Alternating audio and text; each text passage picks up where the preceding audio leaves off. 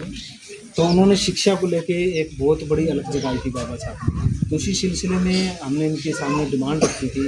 और जैसे कि लोग मानते हैं कि बाबा साहब किसी विशेष जाति से संबंध रखते हैं या ऐसा मानते हैं जो लोग, उस धारणा को गलत सिद्ध हमारे सरपंच साहब ने किया है।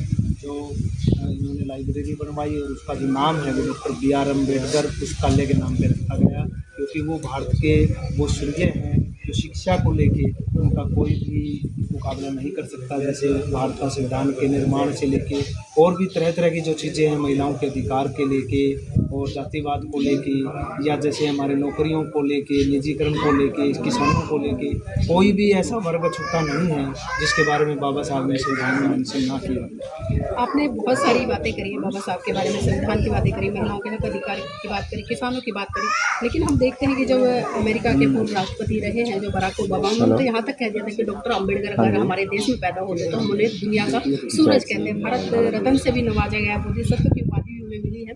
लेकिन आज़ादी के 77 साल बीत चुके हैं, एक बहुत ही खूबसूरत लोकतांत्रिक उन्होंने संविधान भी दे दिया, लेकिन आज भी लोग कहीं ना कहीं उन्हें जाति के आधार देख कर या बांट कर उनकी योग्यता को कम नहीं कर रहे हैं। बिल्कुल ये बात आपकी सही है कि बाबा साहब को जो मान सम्मान हमारे देश में मिलना चाहिए था वो आज तक उनको नहीं मिला है। आपने देखा है कि उनको जो भारत रत्न है वो भी काफ़ी बाद में दिया गया, उनके मरणोपरांत दिया गया।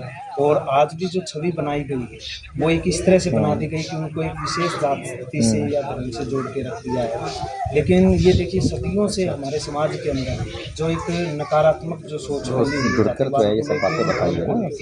उसको उन्होंने उखाड़ धीरे धीरे समय लगता है इन चीज़ों में। आज से आप 50 साल पहले की बात देखोगे और आज के समय में जो परिवर्तन देखोगे, आज का हमारा जो युवा है वो इस चीज़ को समझ चुका है कि हमें शिक्षित होके और जो तार्किक शिक्षा है उस पे हमें काम करना है।